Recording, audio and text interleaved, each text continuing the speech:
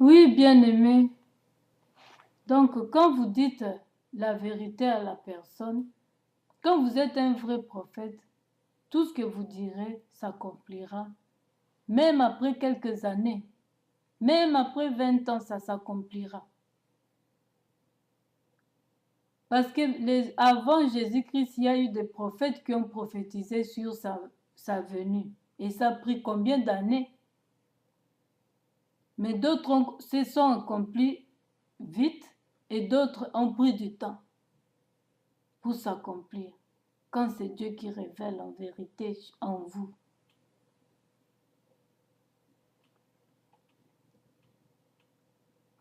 Alors, Seigneur lui dit, la femme, je vois que tu es un prophète. La femme a compris que c'est l'esprit de prophète qui est devant elle. Que l'homme qui était devant elle était un prophète. Alors c'est comme ça qu'on va comprendre qui vous êtes. Que vous êtes un évangéliste, que vous êtes un pasteur, un prophète ou le nom que vous vous donnez là-bas.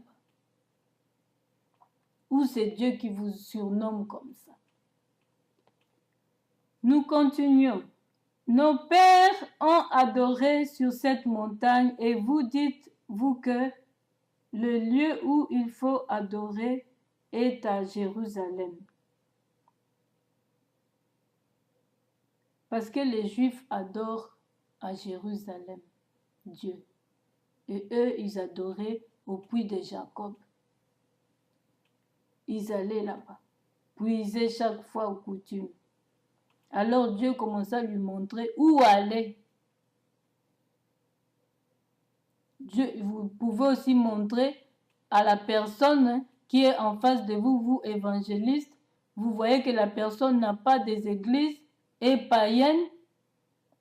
Vous pouvez l'indiquer aussi, vous amenez des brochures, vous lui dites, vous avez déjà préparé des brochures, dépensez pour la gloire de Dieu. Faites ça, faites imprimer tout cela et pour la gloire de Dieu, vous serez récompensé. À celui qui donne, on en rajoute plus. N'attendez pas seulement le pasteur. Vous pouvez vous en charger. Puis, la personne, vous donnez à la personne, ma soeur, si vous voulez, vous pouvez venir chaque dimanche, telle heure, mardi ou mercredi, telle heure, nous se rassembler avec nous, vous serez la bienvenue ou le bienvenu. Et quand la personne viendra là-bas, ne le jalousez pas, ne faites pas d'elle maintenant comme si c'était votre rival ou votre ennemi, vous qui allez gagner les âmes. Quand vous voyez que Dieu commence à l'utiliser, vous devenez jaloux. Non, vous avez gagné une âme, c'est comme votre enfant. Soutenez la personne en prière et protégez la personne.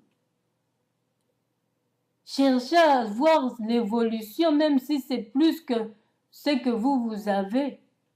Ça sera une joie parfaite en haut, dans les cieux, chez notre Dieu, qu'on appelle Yahvé, notre papa, je suis. Et vous aurez votre couronne à la fin du temps.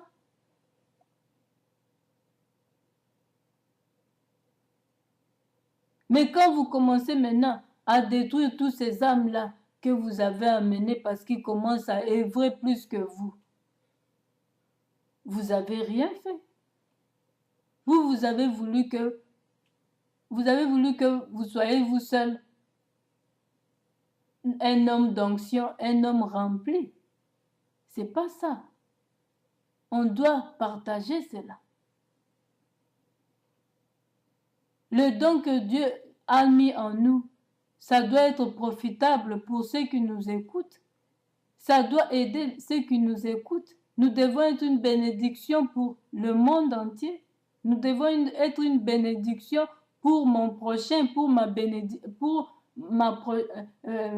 mon voisin.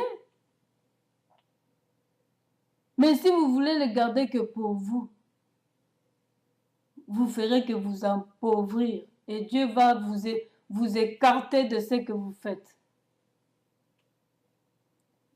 On sait tous, quand Jésus passait avec ses disciples, il avait besoin de voir les fruits dans cet arbre d'olivier, des oliviers.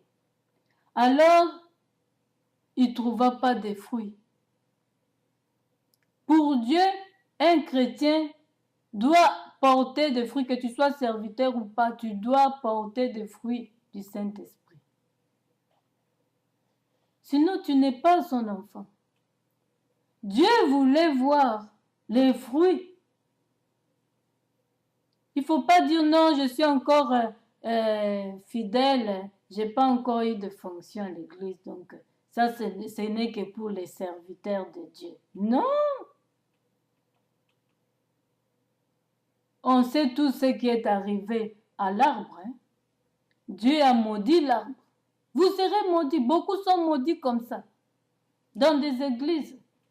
Pourquoi? Parce que ils croient qu'ils ne sont pas encore, c'est pas encore leur temps, ils ne sont pas encore prêts. Il faut toujours être prêt pour Jésus, pour Dieu, pour œuvrer. Vous pouvez même si vous n'avez pas de fonction à l'église, en secret, vous êtes intercesseuse dans votre chambre, vous intercédez pour le pasteur, vous intercédez pour le ministère, vous intercédez pour les malades qui viennent à l'église, vous intercédez soit pour votre entourage, votre quartier, votre pays. C'est ça, les fruits. Et s'il arrivait que vous pouvez faire quelque chose à l'église, vous le faites. C'est ça. Alors, femme, lui dit Jésus, crois-moi, l'heure vient où ce ne sera ni sur cette montagne, ni à Jérusalem, que vous adorerez le Père. Parce que la femme savait qu'à Jérusalem, les Juifs vont adorer.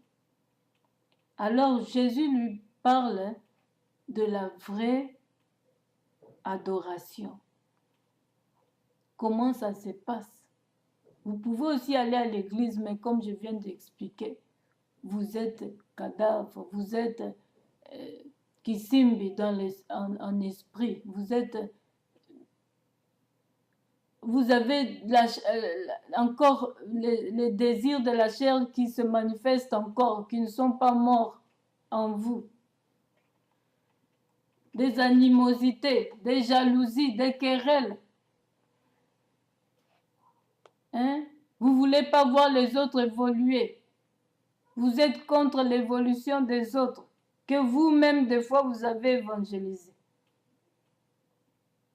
Alors Jésus lui dit, ce qui est vrai, c'est quoi? Vous pouvez aller là-bas, vous devez aller là-bas. Mais ce qui est vrai, femme, lui dit Jésus, crois-moi, l'heure vient où ce ne sera ni sur cette montagne, ni à Jérusalem, que vous adorerez le Père.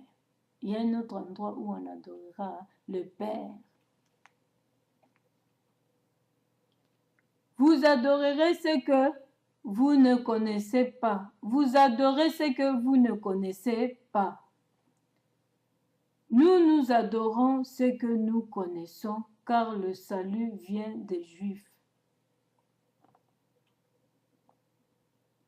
Donc, il y a des personnes qui adorent ceux qui ne connaissent pas. Vous avez vous-même pas cultivé cette relation-là avec Dieu le Père, Yahvé, Jésus-Christ, son Fils, comme Seigneur et Sauveur. Mais vous allez quand même à l'église. Nous allons continuer.